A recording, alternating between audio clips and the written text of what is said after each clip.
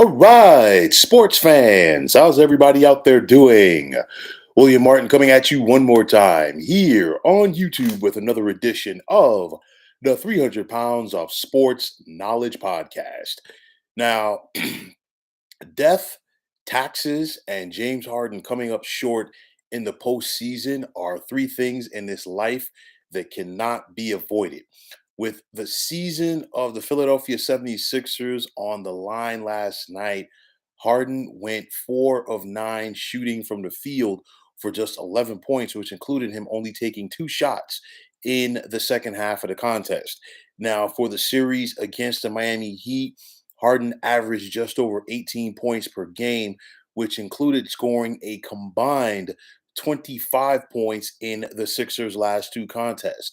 Harden also failed to deliver during the first two games of the series, which were very critical because Philadelphia did not have the services of All-Star center Joel Embiid. And in those two contests, Harden only was able to score 36 points. Now, we've seen this time in and time out from Harden throughout his career in the postseason in those clutch moments. And it doesn't matter whether Harden was suiting up for the Oklahoma City Thunder, the Houston Rockets, the Brooklyn Nets, or now the Philadelphia 76ers. He always falls short in those critical moments in the postseason. And right now, what we're seeing a combination of Harden getting older, while the NBA has also caught up to him. What James Harden was as a scorer 5 years ago is no longer the case. He is quickly transcending into being a complementary player, and that's hard to fathom with what he was at one point in his career. But even with that, James Harden was in his prime was always a dynamic player in the regular season and definitely not in the postseason. That's never really been the case for him, and we're seeing that more and more as the years have progressed. Now, the Sixers as an organization were so desperate to get rid of Ben Simmons for another star player that Daryl Morey glossed over the fact that he's not getting the Houston Rockets version of James Harden, and that's not what we have. We have the Philadelphia 76ers version of James Harden right now, and of course, that guy is a wash compared to what he was in the prime of his career. And for me, the biggest thing is the 76ers just continue to do wrong by center Joel Embiid. And I said this after everything went down with the Ben Simmons fiasco last year in the postseason, that, you know what, instead of the Sixers being really proactive and trying to ship Ben Simmons out of town last summer, they sat back and figured, you know what, the ball is in our court. But at the end of the day, you're wasting prime years of Joel Embiid, and you did it last year, and you did it again this year. And it's just like at some point, especially with Embiid's injury history, the other shoe is going to drop. And I feel like they're not, they don't have the sense of urgency that is really needed for this right now. You look at the way that the Sixers are currently constructed, and they're not going to win because the bottom line is, as good as Joel Embiid is, he needs another star player alongside him, somebody who can, take some of the load off of him. And I say it from the standpoint that, hey, you know what? If teams are going to focus on Embiid, you know what? You want to have somebody out there that's going to make them pay. And the Sixers don't have that guy consistently. Yes, you have Tobias Harris. Yes, you have James Harden, but those guys are not going to consistently make a Sixers opponent pay for having to focus so much on Joel Embiid. And of course, Joel Embiid is one of the better players in the NBA. He made a strong, legitimate case to win the NBA's MVP award this season. He came up just short to Nikola Jokic of the Nuggets. So that gives you an idea of the caliber of player that we're talking about with Embiid. You think about it, and at the end of the day, we've seen enough footage to know what and who James Harden is. And at the end of the day, James Harden is going to be one of those star players in the NBA that simply never won a championship. That's the bottom line. It's not going to get done. You think about James Harden's prime years with the Houston Rockets, what more could that organization and Daryl Morey have given him in order to win a championship? And he could not even get to the NBA Finals, more or less lead his team to a title.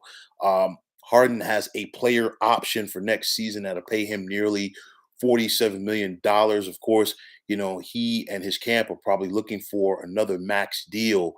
But why would anybody want to give Harden, and I'm just not just talking about the Sixers, any team in the NBA, why would anybody want to give him a max deal at this point? You're talking about a guy who's going to be 33 years of age in August. His skills are diminishing and he's a shell of himself.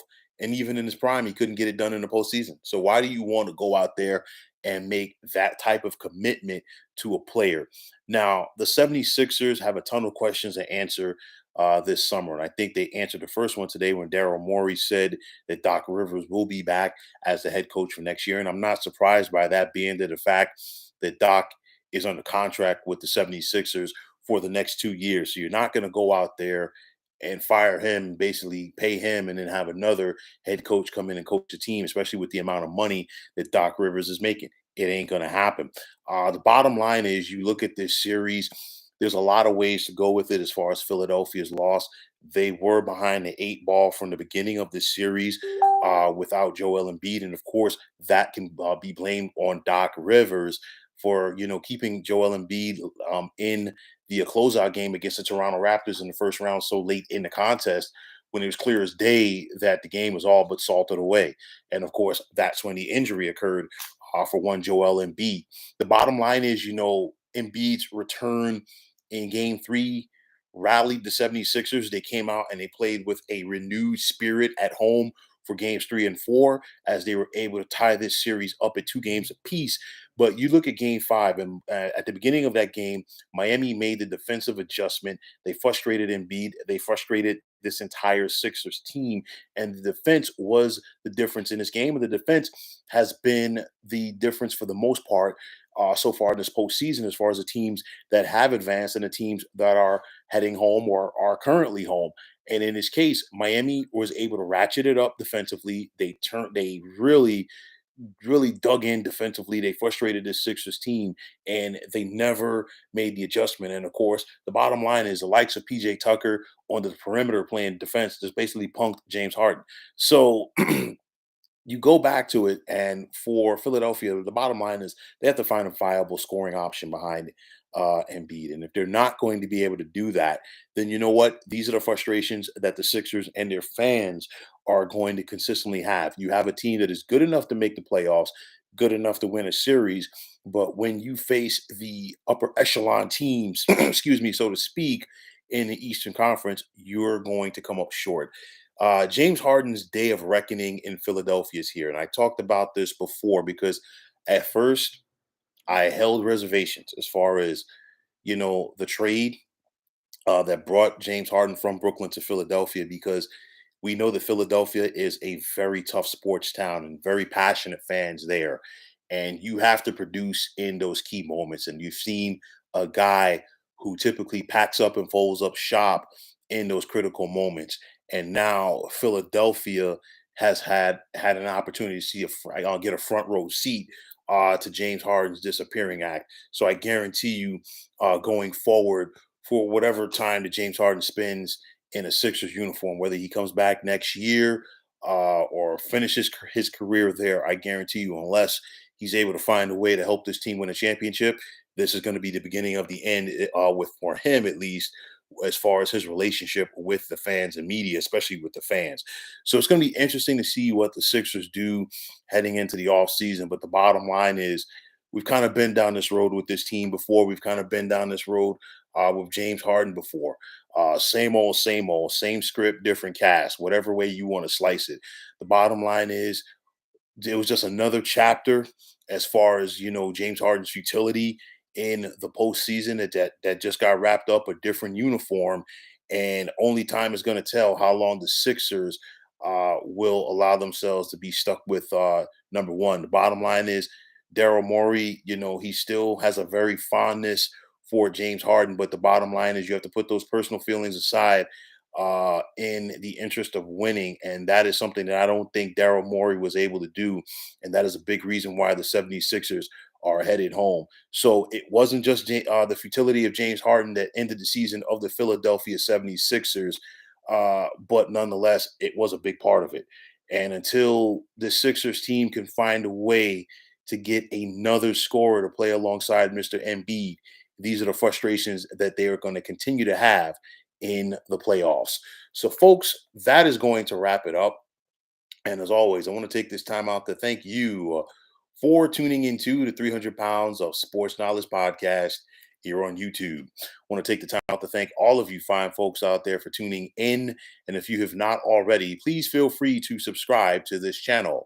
Now, if you're on Twitter, please feel free to follow me at 300 Pounds of Sports. And like I always say, if you follow me, it will be my pleasure to follow you right back.